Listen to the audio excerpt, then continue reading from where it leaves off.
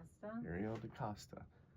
So I was on a Zoom. I used to do like a Zoom with a bunch of other like young adults, and we would talk about the Bible and things like that. And I asked them if they knew about a church that I could go to because I haven't been to church in so many years. So Obi and Aaron told me about Willowbrook because they were already attending. So I was like, okay, I'm gonna go. So I ended up coming, and yeah. My dad, when we were younger, we were like around the age of like 8, but me and my sisters, we were all different ages, but we're 1 year apart. He like put on a video, and it was explaining like, well, he asked us first, how do you get into heaven? And we were like, we didn't know. So he put on this video, and it basically explained like you have to believe in Jesus. So at that time, I wouldn't say that I believed in Jesus.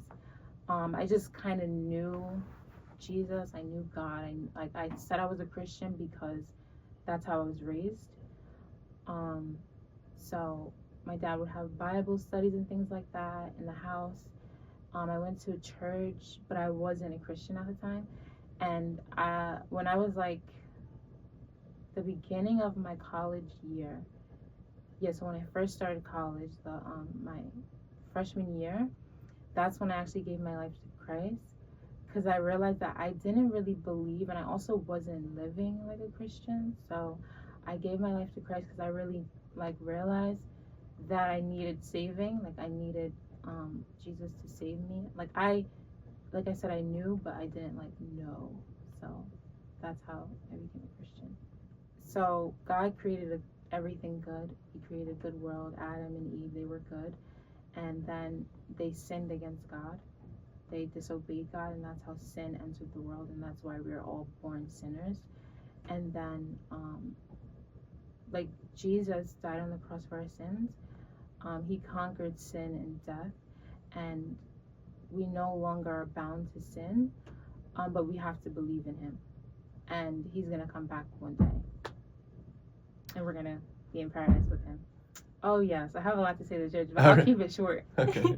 So when I first came here, I was like shy or whatever because I was new. I sat in the back, but then at the end of the service, a lot of people were like coming up to me and asking me what my name was and stuff like that. So then I think the next week that I came back, the second week, I believe, or the third week, it was just a lot of like everybody showed me so much love. But Ruth Ann and Ken, they were like, we want to like go out to eat with you and like talk to you. I thought it was like so weird at first. So I'm like, what? You guys want to talk to me? Because I'm not used to that. You know, I went to a 7-day Adventist church, and they were really strict. Like we had to sit in the back of the church because we were wearing jeans. So I was not used to that. So we went out to eat. They talked to me. They were asking me about like how I became a Christian and stuff. I thought that was really nice, really cool. It was a good time.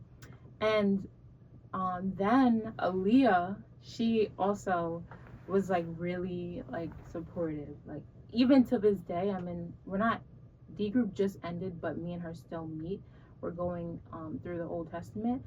But it was like such a family, and I never had that like idea of a church. I thought it was like you just go, you listen. I kind of thought it was boring because I was young at the time, but now I see why it's so important to have a church family because they really like hold me accountable, and they teach me things that I didn't know.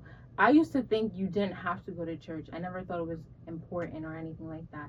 But now I'm just so thankful to be here, and I just want to thank everybody who has helped me, even Nadia, Daryl, that Ken and Ruth Ann, they have like what's it called? They have like get together at their house for us. Very, very nice. We always have a good time. So it really feels like a family here. I just want to thank everybody for just like supporting me and welcoming me with open arms and helping me. Yeah.